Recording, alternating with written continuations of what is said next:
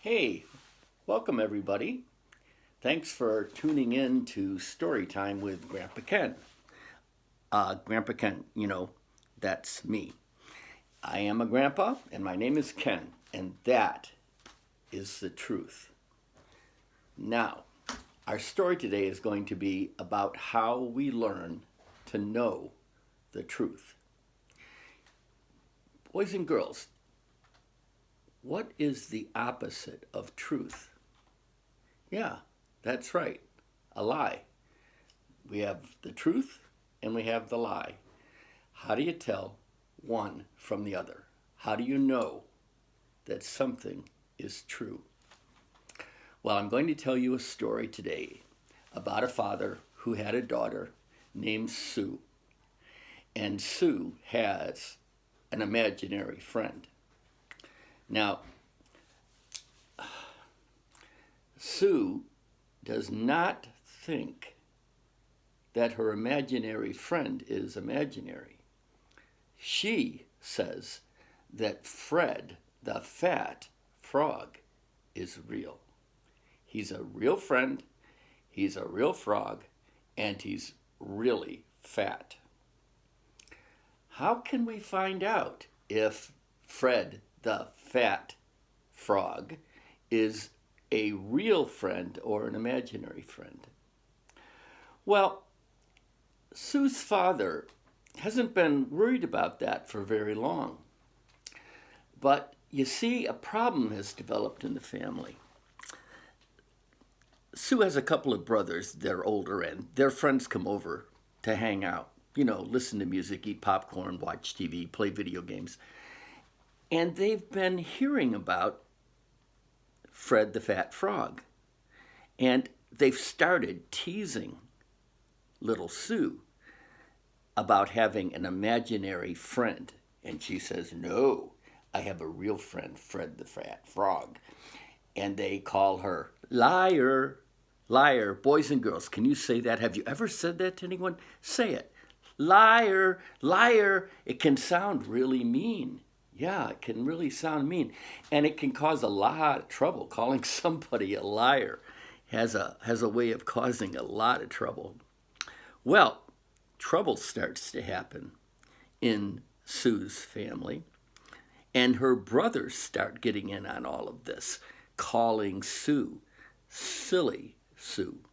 Sometimes they even say stupid Sue. And she cries. So the dad decided he had to do something about this. So he goes into Sue's room and he says to Sue, "Sue, can you and I play with Fred the Fat Frog?" And Sue says, "Nope." And Dad says, "Is that because you don't want me to play with Fred the Fat Frog?" And Sue says, "No, Daddy, you can play with him, but he's in the closet eating." "Oh, how long will he be in there eating?" And she says, "Dad, I never know. He eats big, fat bugs, and it takes a long time, and that's why he's so fat. And I never know when he's coming out of the closet." And Dad leaves and he thinks about it and says, "Well, that didn't go very well." The teasing continues. The house that used to be happy is no longer happy. There's a lot of teasing and a lot of crying. So Dad comes up with another idea. He's going to solve this problem. Dads often think they can solve problems. Sometimes they can, sometimes they can't. Dad gathers the brothers and he gathers Sue and he says, "We have a problem in this family and we are going to solve it." Now, Sue, you have an imaginary friend named Fred. And Sue says, "Daddy, he's real." He's my real friend, Fred the Fat Frog.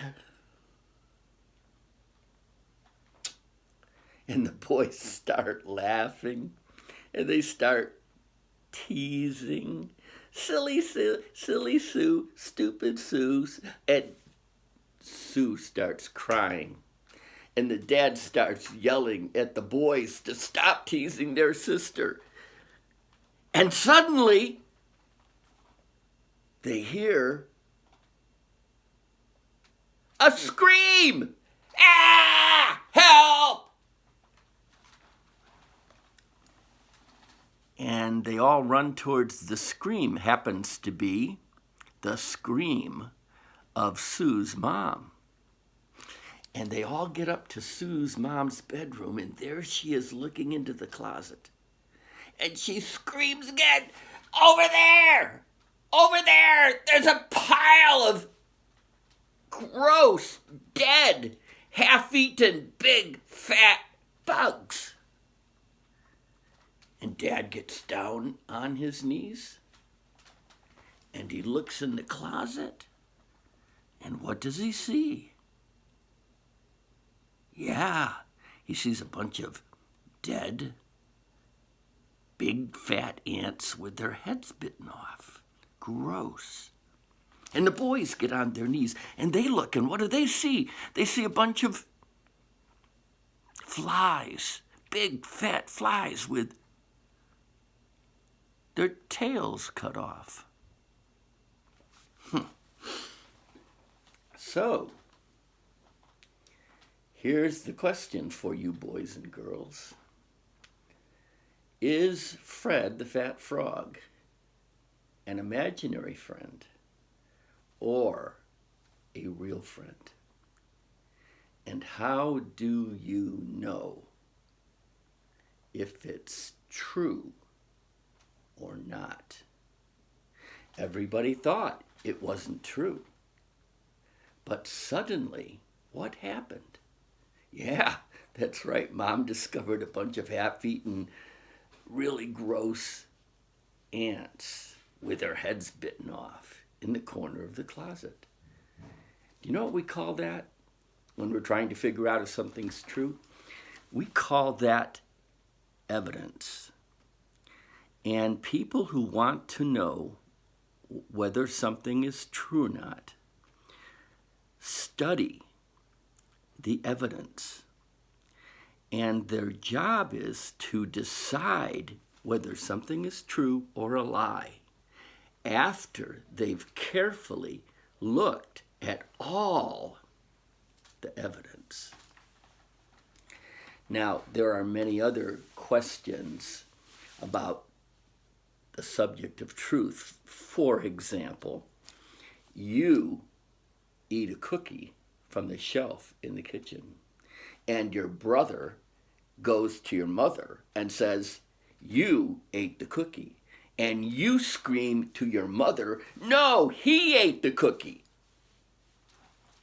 How is your mother going to tell who's telling the truth and who's telling a lie? Well, we're going to come back to that question someday.